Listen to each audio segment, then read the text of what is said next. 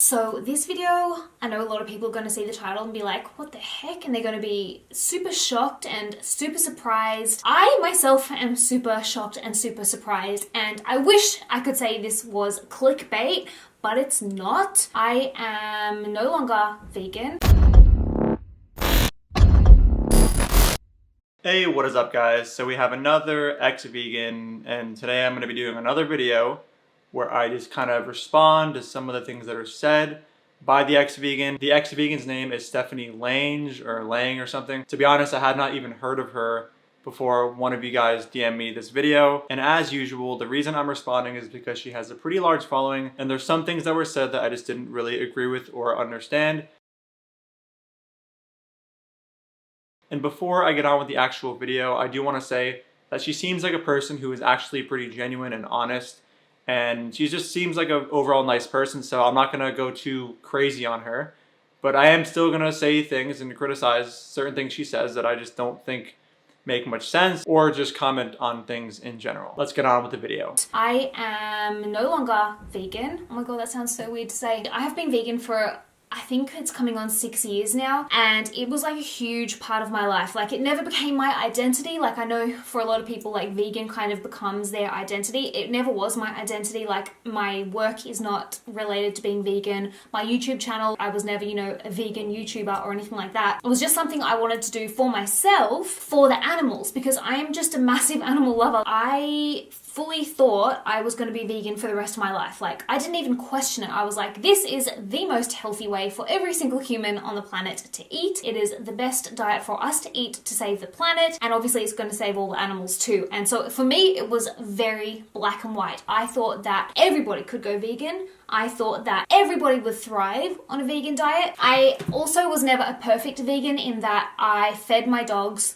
meat. The whole time I've been vegan, I never made my dogs be vegan because I personally don't think that that is a very healthy way for dogs to eat or live. I mean, their teeth will tell you that they have so many canine teeth, like they are meant to eat meat. I know I'm gonna have so many people disagree with me on that and tell me that so-and-so's dog lives to 100 years old on a vegan diet, and sometimes that happens. I think, in fact, the oldest dog in the world was on a vegan diet. How epic is that? I just never fed my dogs a vegan diet. I've always fed them meat. So she starts off by saying some things about how she has been vegan for 6 years and how, you know, she never really fully identified as a vegan, or sorry, no, not that she didn't identify, but she didn't let the vegan lifestyle kind of take over her identity like some vegans might.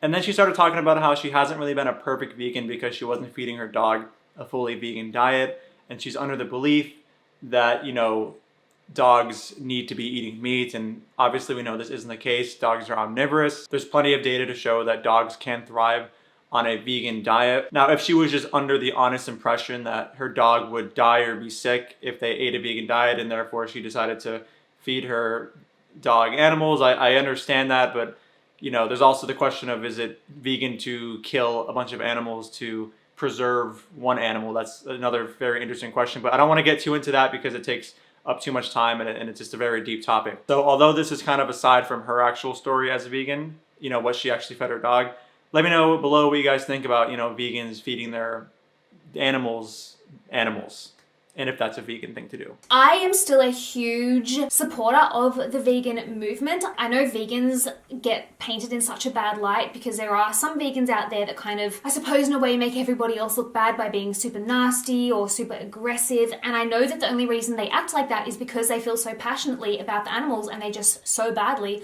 want to spare the lives of these animals. And I totally get that. And that can make you act in like ways that you wouldn't usually act because you just so badly want to defend the defenseless. And so I get that. So for a while now, I would say probably a year now, I have been trying to slowly distance myself away from the vegan label itself, because I just never, in any sense of any label in the world, I'm just a contradictory person. I'm kind of awkward. I've never fit, you know, squarely into a nice, neat little box, a nice little label. I've always kind of broken the rules and done things wrong, and I've just never really fit a label very well. And that went for being vegan as well. Like I said, I ate honey, I bought meat for my dogs. So she's saying that even though she was a vegan, or, you know, identified as a vegan, she never really fit herself into the label itself, and she even said she's somewhat of a contradictory person, and she even admitted that she ate honey while she was vegan. So, I mean, I know a lot of you are probably going to say, okay, therefore she wasn't vegan. And I can understand why you say that, and I guess in a sense it makes sense. I mean, paying for queen bees to have their wings ripped off for the process of honey production to happen doesn't really seem like a very vegan thing to do, especially when we define veganism as a thing that seeks to eliminate the exploitation and killing of animals. Pretty straightforward. So we already have evidence here that when she was a vegan, she still did certain things that were in direct support of the exploitation and killing of certain animals. Also, the vegan label was just way too polarizing for me. I feel like it really divides people rather than unites people, and I feel like under the vegan label, people feel like it's either all or nothing. Like you have to remove every single animal product from your diet, from your life, and become an absolute animal activist or do nothing at all. And if you don't do everything, then there's no point doing anything. Do you know what I mean? And I feel like that is just so polarizing, and it just makes people feel crap about themselves, and it makes them feel like they're not doing enough and that they're a shitty person, and they're not. So, I mean, it's kind of weird because the vegan lifestyle is a lifestyle which seeks to exclude animal products. So if a person claims to be vegan and subscribe to the vegan philosophy and think that it's morally wrong to, consider animals to be commodities or property, and then they go and support a business which directly does that and exploits animals and kills them, like, I have to say that you are technically doing something that is directly out of line with the vegan philosophy. It feels so like cultic and culty, whatever, to say this and be like, oh, you're not a true vegan, but isn't it just reasonable to say that if a person is doing a thing that is directly not aligned with veganism and actually contradictory to it, isn't it reasonable to just say like, yeah, I mean, you're not really a true vegan because you are doing something that is inherently not vegan, like, paying for animals to be murdered and exploited and tortured and whatever. And she mentioned how some vegans think that it's a moral obligation to be an activist in order to be vegan. Now, I don't really think this, because the logical extension of thinking that in order to be a vegan, you have to do activism is to say that in order to be against any sort of like atrocity, you have to be doing activism for that atrocity. And that would mean like, me being against human trafficking, I have to now speak up for human trafficking and things like that. And I don't think it's really possible or feasible to live in a world where we say, you can only be someone who identifies against this atrocity if you on a daily basis are doing activism for this. I mean, I'd have to be doing activism for so many causes at once, and that's just not really sustainable. You can certainly be a vegan, somebody who seeks to exclude animal products from their diet and their lifestyle without doing actual activism, because you are living a life where you are excluding animal products and all these kinds of things. But nowhere in the definition of veganism does it say that you have to be doing activism. Like, say you love animals like I do, in my opinion, you don't have to be 100% militant vegan in order to make a positive impact on the world or to do right by animals. Like, say you even just donate to like an animal charity. That is still an amazing thing for that animal charity and for the animals that are there. Yeah, I mean, she said you don't need to be a militant vegan to consider yourself an animal lover. I mean, I don't know what she means by militant vegan, but I would say that if you identify as an animal lover and then you go ahead and you pay for animals to be tortured and exploited, I mean, that's a bit contradictory with being an animal lover, because when you love something, you try to avoid it suffering and dying, right? Like, it seems very straightforward to me. I've never really understood how people say that you can be an animal lover while paying for animals to be tortured and, for them to suffer and for them to die and for them to be viewed as property. I mean, think about what it means to view another being as property or to have like a monetary label to them or a monetary status. It's pretty demeaning, and I would never do that to someone that I loved. And donating to an animal charity is great, but if you are doing that and claiming you're an animal lover while literally funding an animal holocaust, like, there is some conflict there, and we can't just pretend like it's not there because it's going to make us sound like we're culty or that we're, shaming people. It's like, it is a fact that it's literally in conflict. Like, if you say you love animals and you pay for animals to suffer and die, then there's a bit of a conflict there, right? Like, do I sound crazy for saying this? Like, I don't know. What do you guys think? My digestion has gone kind of down the shitter, excuse the pun, and now I'm consulting with like my healthcare professionals. Like, it's nothing overly, like, it's nothing bad. It's nothing bad at all, but it does, like, say you're not digesting your food properly, right? If you've got like problems with your digestive system, and we suspect that I have SIBO, I'm waiting on a test that I can do to like confirm or deny whether I have SIBO, which is small intestinal bacterial overgrowth. When you're not digesting your food properly, you're also not absorbing the nutrients from your food properly, and that is what is happening with me. So because I'm not digesting my food properly, I'm struggling struggling to absorb the plant-based vitamins and minerals from my food and also from the synthetic supplements that I was taking. So I'm happy that she acknowledges or even just said that she might have SIBO. This is very, unlike Ravana, who had SIBO, and, as she said, SIBO is something which can actually hinder the absorption of nutrients, which can lead to a deficiency. And Ravana had SIBO and attributed the deficiencies to the vegan diet. Now, I'm not a doctor, but I'm not really sure what it means to say that, you have SIBO or you might have SIBO, and then the plant nutrients in the supplements you're taking are not being absorbed properly, and then animal products are. Like, I know she's just making a video to share her experience, and I don't expect her to just share a bunch of data. But when you say these kinds of things to your audience, it comes across as if, animal products just have this sort of superior absorption. And I would love to see studies on people with SIBO and having better outcomes in terms of their nutrient absorption when consuming animal products versus plant products, but I can't really seem to find that anywhere. So I'm not really sure if it makes much sense to attribute her deficiencies to plant-based eating or a vegan lifestyle when she has SIBO. And she never really went over in the video if she had better outcomes in terms of her blood work while having SIBO while consuming animal products instead of plant-based products for nutrients. I realized that a lot of my issues could stem from the fact that I was eating just purely plant foods and trying to absorb them in my gut that was already pretty damaged. And from that was causing more issues because I wasn't absorbing the vitamins and minerals from the plant foods, which are already harder to absorb in the first place, let alone if you have a digestive system that's not working optimally. Speaking with my healthcare providers, they advised me to start incorporating animal foods into my diet again. And I didn't do it because I was like, no, I can't do that. I'm going to solve these problems on a vegan diet. There's got to be a way around this. So for months, that's what I was trying to do, and I was getting absolutely nowhere. In fact, I was getting worse, and it was showing on my skin. I've had rosacea for a very long time, but it was actually getting worse. And rosacea, I know some people think it's probably just a vanity thing, oh, you have red skin, get over it, wear some foundation. But rosacea is very, very uncomfortable. There would be nights after eating a fully vegan whole foods meal that I would be sat there with ice cubes on my face because my skin was burning so badly, and then little blisters would erupt in my skin, and rosacea is not fun. My healthcare professional providers think that mine might stem from my gut issues that I have. So the more fiber and the more plant foods that I was eating, the more it was exacerbating the situation. So I was in a bit of a mess. So although we don't really know if the high fiber vegan diet was contributing to the rosacea, this is another one of those situations where somebody finds out or speculates that they might not be doing too well on a high fiber vegan diet, and then they decide to switch over to eating animal corpses again, which are, traditionally low fiber.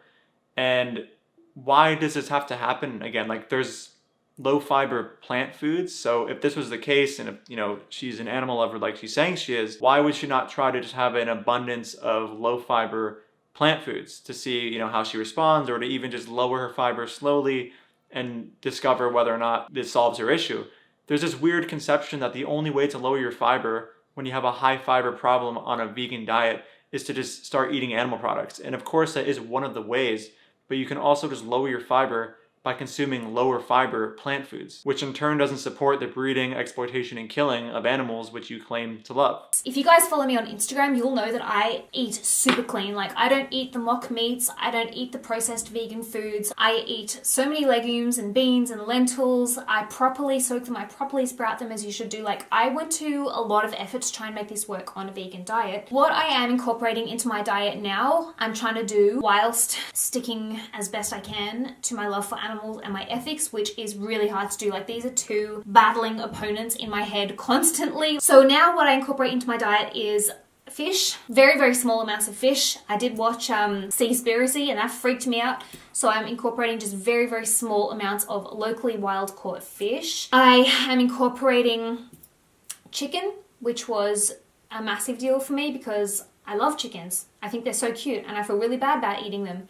But I did notice once I started incorporating chicken into my diet, my digestive system felt a lot better. And I mean immediately, which I was not expecting. So she says that she was eating a lot of legumes and these things are very high fiber. She even soaked them herself and she clearly was, having an abundance of legumes. And then says that she started to eat fish and chicken, which she feels bad about because she watched Seaspiracy. and also loves chickens. And then noticed after eating the chicken and the fish that her digestive issues were better. Now, I'm assuming that she was eating the lentils as a protein source, which is very high in fiber, and then replaced them with things like fish and chicken, which are extremely low in fiber, and started to feel better. Like, I'm just speculating here, but it just seems like she ended up lowering her fiber intake, which is what, the health professionals speculated was her issue, and then started to feel better. And, I'm not a doctor by any means, but I don't know why, again, that there's this weird theme with ex-vegans where lowering your fiber equals you have to start eating animals. Like, you can just eat lower fiber plant foods. And I hope I don't sound like a dick here. Like, I'm just trying to say, like, there's other ways to do this. And she really does seem like she sincerely tried and she feels really bad. She honestly seems like more of an animal lover than me, just in terms of the way she is talking about these animals. Now, does she actually love animals? That's for you to decide. I mean, I think that if somebody is going out of their way and paying for animals to be tortured and killed because they have some minor health problems, it's kind of hard to really say. If I had some pretty bad health problems, like, I've suffered from Crohn's disease in the past, which was pretty bad. If I had like the onset of those symptoms and I had to eat animals, to me, the suffering that I'd endure in those situations just don't really matter more than what animals go through and how they're exploited and all these kinds of things. And it might go to shit again. It could have been like a placebo or just a coincidence. I don't know yet, but that's what I'm eating. I'm just being honest with you guys. I love how she acknowledged that it might be placebo, that she feels better with her digestion after incorporating chicken and fish. That's very nice to hear, because there's a lot of ex-vegans that have had really weird, miraculous things happen to them that clearly were the placebo effect, like raw alignment, whatever her name is, eating fish, just one meal of fish and then feeling amazing afterwards, or Tim Sheaf not ejaculating for 3 months, then having fish and then having a wet dream. I'm also eating eggs and also eating beef bones. So she said she's also eating eggs and beef bones. Now, she said that she's eating the bones in a way, or obtaining the bones in a way, which don't involve actually paying for them. They're bones that otherwise would go to waste, so technically she's not really supporting demand, which is a good thing, but just from a repulsion kind of perspective, I'm pretty grossed out by cow bones. And then she's also eating eggs. Now, I don't really care whether or not these eggs or these chickens or these fish come from local farms or whatever. At the end of the day, you're still supporting animals being killed. And if you love chickens and you love these animals, it's just hard to conceptualize how you love them while paying for them to be killed. And also, if you're paying for eggs, you're supporting somebody who is breeding chickens into existence.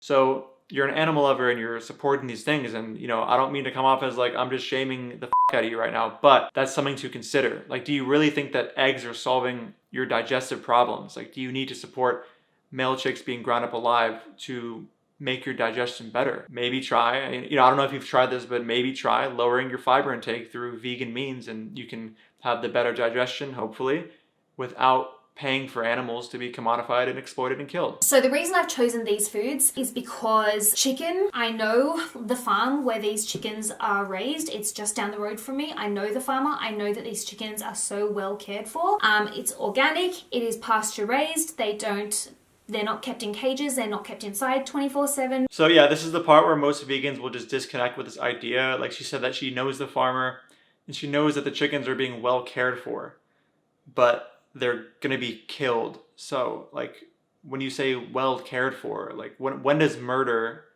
become like a sort of sign of being cared for in a good way, or like, being cared for well? Obviously she just means that the chickens were being cared for nicely up until they were no longer being cared for nicely, aka, once the farmer ended up sending them to the slaughterhouse and murdering them. So you just have to remember that part. I don't really care if they were treated nicely. The problem is that they were murdered. They had their life taken from them. That's not being cared for nicely. Also, I'm utilizing the entire chicken. So I'm not just eating, chicken breast and then throwing the rest of the chicken away. For me, that doesn't sit right. So I'm utilizing head to tail eating, kind of the way our ancestors would have eaten back in the day, where you don't waste any of the animal. So I use the bones to make bone broth.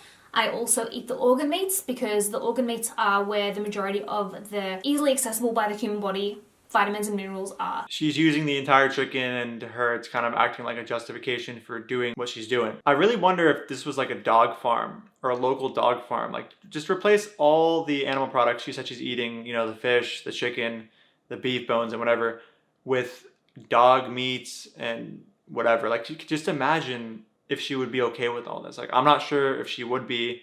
You know, imagine you're having digestive issues and you're trying to lower your fiber. So instead of lowering your fiber through eating lower fiber vegan foods, you decide to eat dogs from a local farm that are treated nicely up until they're murdered. Like, would she accept that reasoning and be like, yeah, that's perfectly fine? I don't really know, but something tells me she wouldn't. So, I mean, she ends the video with sort of like an appeal to futility. It's saying, oh, how can you even really be fully vegan? Because if you go in your car and you start driving, you may run over a mouse. Or, you know, the crop deaths that occur within plant agriculture. So I'm just going to link a video in the description of me addressing the crop deaths thing, because it's too much to explain in one video and it's a very complex topic. But in short, it's pretty unreasonable to point this out as a reason to not be vegan. All right, guys, that is the end of the video. Like I said before, I think she is being sincere.